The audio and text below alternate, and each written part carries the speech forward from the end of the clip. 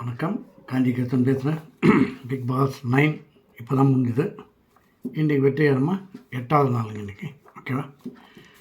இது ஆரம்பத்துலேருந்து நம்ம பிக் பாஸ் ஷோ பார்த்த மாதிரி தெரியல. ஏதோ அந்த பைத்தியக்கார ஹாஸ்பிட்டல் உள்ள போயிட்ட மாதிரி ஒரு ஃபீல் எனக்கு. ஒரே சண்டை, கச்சா முச்சான்னு பேசிக்கிறாங்க. என்னது டேய் உன் வேலையை பார்த்து நீ போடா அப்படின்னு என்னென்னோ ஆக்வர்ட் வேர்ட்ஸ் நிறைய வருது. பைத்தியக்காரத்தனமாக ப்ரோக்ராம் அப்படின்னு கன்ஃபார்ம் பண்ணுறதுக்கு இன்றைக்கி மீன் 8வது நாள் போட்டு பார்த்தாலே தெரியும். ஒரு 5 நிமிஷம் பார்த்தாலே இது என்னான்னு சொன்னு தெரிஞ்சிடும். மாதிரி பாவம் அவர் நேற்று வந்து விஜய் அவ்வளோ தொலைவு ஐடியா கொடுத்துட்டு போயும் இவங்க நான் இப்படி தாண்டா இருப்பேன் அப்படின்ற மாதிரி இருக்குது. எல்லா லூஸும் ஒன்றா வந்த மாதிரி இருக்குது.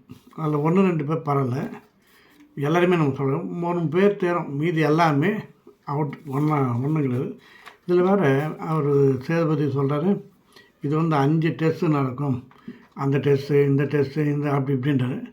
இங்கே எல்லா டெஸ்ட்லையும் பாஸ் ஆனவங்கன்னா இந்த டெஸ்ட்டு எடுத்தவங்க எப்படி இருப்பாங்க அது ஒரு புரியல. ஸோ எல்லாமே லூஸ் கான்டாக்டாக தான் இருக்குது, ஒன்றுமே கிடையாது. எப்போ பார் சண்டை, எதுக்கு சண்டை. இது ஒரு நல்ல ஷோ மாதிரி தெரியல. சரி விடுங்க, பார்த்துப்போம். அதே மாதிரி டீலக்ஸ் வெறுப்பேற்ற, அதாவது டீலக்ஸ் வந்து லேட்டாக இருந்தலாம் பிளான் இல்லையா, அது வெறுப்பதுக்கு இந்த வெளியே இருக்கிற மற்ற ஹவுஸ் மேட்டர்ஸ் என்ன பண்ணோன்னா அவங்க வந்தால் தான் இங்கே அடுப்பு எரியும். இவங்க வந்து நம்ம தான் நேற்று இந்த ஷோ நடத்தவே இந்த பிரியாணிலாம் இருந்திருக்கும்போது, ஆனால் அந்த ஒயிட் ரைஸ் மீதி ஆகிடுச்சு. அடுப்பு தானே பற்ற வைக்க, யார் அந்த கன்னியார் காரக்குழம்பு சொல்கிறாங்க, அடுப்பு தானே பற்ற வைக்கக்கூடாது. இந்த ஒயிட் ரைஸ் இருக்குல்ல, நம்ம அடுப்பு பற்ற வைக்காமல் இதில் தண்ணி ஊற்றி உப்பு போட்டு நம்ம சாப்பிடுவோம் அப்படின்ட்டு இந்த பழுதி மாதிரி சாப்பிட்றாங்க. இதை வந்து அவங்களுக்கு வெறுப்பேற்றுறாங்க. அந்த டீலக்ஸ் ரூமில் போயிட்டு காமிச்சு சாப்பிட்றாங்க. அவங்க வந்து வெறும் பசியோடு இருக்காங்க அப்படின்னு. அது என்ன ஆயிடுதுன்னு தெரியல. இதில் வேறு சண்டைங்க நிறைய. இதில் வேறு அந்த உள்ளே இருக்கிற பொண்ணுங்க என்ன பண்ணுறதுங்க, நாங்கள் வெளியே வரமாட்டோம், நாங்கள் வெளியே வந்தால் நீ ஸ்டவ் பற்ற வைப்பேன், வரமாட்டோம்ன்ட்டு அங்கேயே உள்ளே இருக்குது ஏதோ ஒன்று சாப்பிட்டுருங்க. இதில் வேறு அந்த 3 லேடிஸ் என்ன பண்ணுறாங்க, நான் இங்கேயே குளிக்கலாண்டின்ட்டு அங்கே வாட்டர் டப் ஒன்று இருக்குது உள்ளே, அதில் போய் குளிக்க போகிறாங்க. அதுக்கு வந்து பாதுகாவலராக இருக்கிறது இந்த வினோத்ன்றவர். ஏன்னா மீதி பேர்லாம் வெளியே வந்து இந்த திவாகர் எல்லாம் உள்ளே எட்டி பார்க்குறாங்க. அதனால் பார்க்காத மாதிரி அவர் சின்ன துண்டு வச்சு மறைக்கிறாராம். அதில் யாரோ ஒருத்தர் கமெண்ட் அடிக்கிறாங்க, டேய் நாங்கள் பார்க்கறதோட நீ தான்டா பார்ப்போம் போல் நிறைய அப்படின்னு. இதை நம்ம கேட்டு சிரிச்சுக்கணும், அவ்வளோதான். ஏன்னா இதெல்லாம் ஜாலியாக எடுத்துக்கலாம் அப்படின்னு. அதே மாதிரி ஒரு இடத்துல அந்த எஃப்டியை வந்துட்டு இந்த ஆதிரியை சொல்லலாம், நீ யார், நீ பெரிய ஆச்சு, பிக் பாஸே மிரட்டின ஆளாச்சுன்னு கேட்குறான். அது அப்படியே பதிவாயிருக்கு, அதெல்லாம் போட்டு பார்த்தா தெரியும். ஏன்னா அந்த மாதிரி நேற்று பிக் பாஸுக்கு சொன்னாங்களே, இன்னும் கொஞ்சம் கூட ஒரு காமன் சென்ஸ் இல்லையா, வாயில் மட்டும்தான் போடணும், முகத்தில் மூட சொன்னாங்க, என்ன இது நியாயமே கிடையாது அப்படின்னு சொன்னாங்களே. நேற்று அவர் விஜய் சேதுபதி அந்த மாதிரி கொஞ்சம் டோஸ் விட்டு அந்த முகமுடியை மாட்டி வச்சார். இன்றைக்கி அதை வச்சு எப்படியே சொல்லலாம், நீங்கள் பிக் பாஸுக்கே அட்வைஸ் பண்ணாது அப்படின்றான். அது கேட்டு சிரிச்சுனாங்க. அதே மாதிரி அந்த தலைவனாக இருக்கிற பையன், சின்ன பையன் தான், அது வந்து லவ் ட்ராக்கில் போகுது. அது ரொம்ப ஆளாளுக்கு ஒன்று பிடிச்சிட்டாங்க. அந்த எப்டியாக வந்து ஆதிரியை பிடிச்சிட்டான். இன்னொருத்தன் தலைவர் வந்து இன்னொன்று பார்வதி திவாகர், இது ரெண்டும் ஒன்றாகுது. பொதுவாகவே ஷோவில் திவாகரை டச் பண்ணி தான் இருக்காங்க. அது பார்வதி, நல்லா பாருங்கள். அது எடுத்து பிரித்து உட்கார வைக்கலாம். அது பிரித்து உட்கார வச்சா கண்டென்ட் கிடைக்காதுன்னு விட்ருவாங்களா என்னன்னு தெரியாது. அதான் அதே மாதிரி அதான் குளிக்கும்போது வெளியேருந்து ஏற்றி பார்க்குறாங்க, ஒன்றுமே கிடையாது, தப்பாக இன்றைக்கி இது. அதே மாதிரி ரம்யா ஜோக்கு இதில் அந்த அம்மா உள்ளே இருந்தாங்களே டீலக்ஸில் சாப்பிடாதனால அந்த அம்மா மயக்கம் வந்துச்சான். அது ஒரு ஆக்டிங் கொடுத்தாங்க. அது வந்து ப்ரமோவில் நல்லா ஓவராக சீன் போட்டான். அப்படியே மயக்கம் வந்து டாக்டர் தண்ணி ஏற்றாங்க, அதை எடுத்தாங்க, இதே எடுத்தாங்க, தண்ணி தெளிகிறாங்க, ஒன்றும் இல்லை பயப்படாதுன்றாங்க. அது ஏற்கனவே நம்ம ஜூலி பீரியட்லேருந்து நம்ம பார்த்துருக்கோம் இது மாதிரி சீன்லாம் நிறைய. அதனால் அதை ஒன்றும் அவ்வளோ பெருசாக இடத்துல இருந்தாலும் அந்த மாதிரி இன்றைக்கி ஓவர் ஆக்ட் பண்ணிட்டாங்க. எப்படின்னா நம்ம டாஸ்க்கு இது பண்ணும்போது திவாக்கு அதுக்கு முட்டிக்கிச்சு. அப்போ நம்ம விரலை வச்சு காமிச்சாங்க, அவ்வளோதான் ஏன்ட்டு வச்சு வேறு யார்ட்டினா வச்சு ஏன்ட்டு வச்சு அந்த டான்ஸில் ரவுடித்தனம் பண்ணாங்கல்ல, அது ஒரு சின்ன பிட் மட்டும் போட்டாங்கல்ல. உடனே திவா அதிலே பார்த்தாரு, ஓஹோ அந்த ஷோவா நீ அப்படின்னு அவரும் ஒரு இதுவாகிட்டார். ஏன்னா அந்த டான்ஸ் ஷோவில் இப்போ நிறைய யூடியூப்பில் போடுறாங்க, அவங்க எங்கெங்கே டான்ஸ் ஆனாங்க, என்னென்ன பேசுனாங்க அப்படின்னு. அந்த சீன் ஒரு ட்ராக் மட்டும் போட்டிருக்காங்க. அதே ஆக்ஷனில் விரலை காமிச்சு பேசுகிறாங்க. இதெல்லாம் கொஞ்சம் பார்க்கணும்.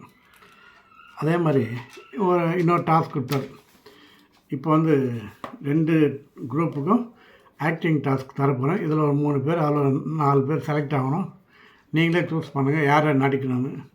நடித்து அதில் வின் பண்ணால் டீலக்ஸ் ரூம் வந்து பிக் பாஸ் டீமுக்கு 4 பேர் போகணும். என்ன, அதே மாதிரி பிக் பாஸ்லேருந்து டீலக்ஸுக்கு 3 பேர் வரலாம். அப்படி பிக் பாஸ்லேருந்து டீலக்ஸ்லேருந்து பிக் பாஸுக்கு போகலாம். அப்படி மாறி மாறி வரணுன்ட்டு நடித்தாங்க. நடிச்சதில் இந்த இவர் நல்லா நடித்தார். ஐ மீன் யார்,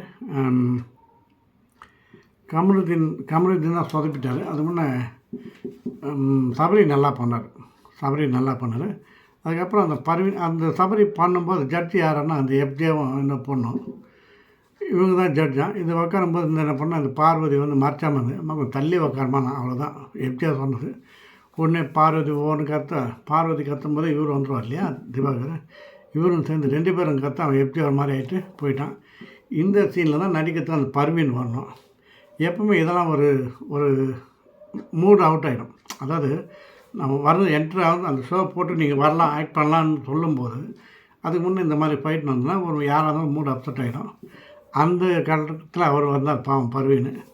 2 சீன் நடிக்கும்போது அவர் டைலாக் விட்டார். அங்கே விஜய் சேதுபதி படம் போகுது, அதுக்கு தகுந்த மாதிரி நீங்கள் நடிக்கணும், இதுதான் கான்செப்ட்டு. அவர் நடிக்க முடியாமல் விட்டார். அப்புறம் சண்டை போடுறார். நீங்கள் ஏன் அந்த டைமில் சண்டை போட்டிங்க, அதில் தான் நான் போயிட்டேன். அது நியாயமான உண்மை தான். உடனே அவர் சொல்கிறார் எப்படி பார்வதியால் தான், பார்வையில் உன் வேலையை பாரு அப்படின்னு. உடனே பார்வதி திட்டம் திவா வந்துடுவார். அவர் வந்து சொல்ல அது பெரிய இஷ்யூ ஆகிடுச்சு. இதில் நடுநோட்டில் இப்போது ஸ்கோர் பண்ணுன்னு அந்த வினோத்ன்ற பையன் கொஞ்சம் வரான். அவர் என்ன சாதிக்காதல் அவனும் ஒரு மாதிரி, அதாவது இந்த வட சென்னையில் அதாவது இந்த கானாப்பாடு அது மாதிரி அந்த சீசன்லேருந்து யாராவது ஒருத்தர் வர வச்சுறாங்க. அவர் வந்து கொஞ்சம் அவர் ஸ்கோர் பண்ணலாமா ஒன்றும் கிடையாது. இன்றைக்கி கூட அவன் யூடியூப்பில் பார்த்தோம், அந்த ப்ரமோவில் கால் மேலே கால் போட்டு ஒரு மாதிரி அதாவது நாகரீகம் தெரியல, அதாவது மரியாதை இல்லை. நம்மளாம் ஒரு ஃப்ரெண்ட்ஸு கூட பேச கூட ஒரு ரொம்ப ஃப்ரெண்டானாலும் நம்ம காலத்துக்கு அவன் தலைமுறை போடுவோம், அவன் சீட்டு மேலே வைப்போம். இது அப்படி கிடையாது. இவர் ரொம்ப பாஸ் மாதிரியும் அவன் திவாட்ட சண்டை போடுறான் அது இதுன்னு. அது பார்க்குறதுக்கு நம்மளுக்கே கஷ்டமாக இருக்குது. இதெல்லாம் பசங்களை வச்சு பார்த்தோன்னா பசங்க இதை தான் கற்றுப்பாங்க, வேறு ஒன்றும் இல்லை. அப்புறம் லவ் ட்ராக்கு திவாகர், அப்புறம் ஆதிரியை ஒவ்வொருத்தராக கூப்பிட்டு இந்த டாஸ்க் யார் அதான் இந்த மண்டே வந்துச்சுல்ல, யார் வெளியே போனால் நல்லாயிருக்குன்னு சொன்னால் பெரும்பாலான ஓட்டு பார்வதி தான் போகுது, அடுத்து திவாகர் வருது. அது மாதிரி நிறைய பேர் நாமினேஷன் செலக்ட் பண்ணிட்டாங்க. அப்போ இந்த ஆதிரை முகமூடி போட்டுனே போய் பேசினாங்க. உடனே பிக் பாஸ் பார்த்தாரு. ஓகே ஆதிரை, இப்போ எப்படி இருக்கீங்க, நான் ஏன் இதை போட சொன்னேன் தெரியுமான்னு. தெரியும் சார், நான் தான் தப்பு பண்ணிட்டேன். அதாவது இந்த மாதிரி டோஸ் விட்டாங்களே அதுக்காக பழி வாங்கினாலாம். ஓகே, அது கூப்பிட்டு அப்பயே சொல்லியிருக்கலாம். நான் இந்த மாதிரி சொல்கிற வரைக்கும் அதையும் டெலிகாஸ்ட் பண்ணுறாங்க, அதுதான் பெரிய பியூட்டி. சரி, நீங்கள் உணர்ந்துட்டீங்க, இனிமேல் இந்த மாஸ்க் கட்டிடலாம் கட்டி ரிலீஃப் ஆகிட்டாங்க. அடுத்து வந்து பர்வீன் போனார், அந்த வெள்ளை கோட்டர் போயிட்டு அவரும் ஏதோ பேசணுன்னு, ஓகே நீங்களும் இனிமேல் இந்த வெள்ளை கோட்டெலாம் கட்டுருங்க, ஃப்ரீயாக இருங்க, உங்கள் டாஸ்க் முடிஞ்சிருங்க. ஓகே, சந்தோஷமாக வெளியே வந்துட்டாங்களா. மற்றபடி ஒன்றுமே கிடையாது. இன்றைக்கி இதை மாதிரி இருந்துச்சுன்னா பெரிய பூட்டு வாங்க வேண்டியதாக இருக்கும். அதான் விஷயம், வேறு ஒன்றும் இல்லை. ரொம்ப அக்லியாக போகுதுங்க, நல்லா இல்லை. இது வந்து அந்த மாயா இருந்ததுப்பா, அதுவே கொஞ்சம் நல்லா இருந்தது. சண்டைக்குன்னா அது ஏதோ அதாவது லேடிஸ் போயிட்டு அது ஒரு சண்டை மாதிரி எடுத்துவாங்க. இது வந்து ஒன்றுமே கிடையாது, ஒரே காட்டு கூச்சல் தான். இந்த கமருதீன் ஏன் இப்படி பண்ணுறாரு தெரியல. சீரியல்லாம் இதில் வேறு சிங்கப்பூருக்கு அவர் மேலே அனுப்பிச்சிடுங்க, சிங்கப்பூர்லேருந்து வந்து ரிட்டர்ன் ஆகிட்டான்னு சொல்லி அந்த சீரியலில் அதை கண்டினியூ பண்ணோம். நல்ல பையன் நினச்சேன். அவன் வந்து ஓவராக எல்லோரையும் ஒரு மாதிரி பேசுகிறது, உன் வேலையை பாரு, ஏன் வேலையை பாரு, லோக்கலாக பேசுகிறாப்புல. பாவம் அவங்களாம் நிறைய வேலையாக இருப்பாங்க. அவங்க சீக்கிரம் அனுப்பிச்சுன்னா அவங்க வேலையை பார்ப்பாங்க. ஓகேவா, மீண்டும் நாளைக்கு பார்ப்போம். ரைட், பாய்.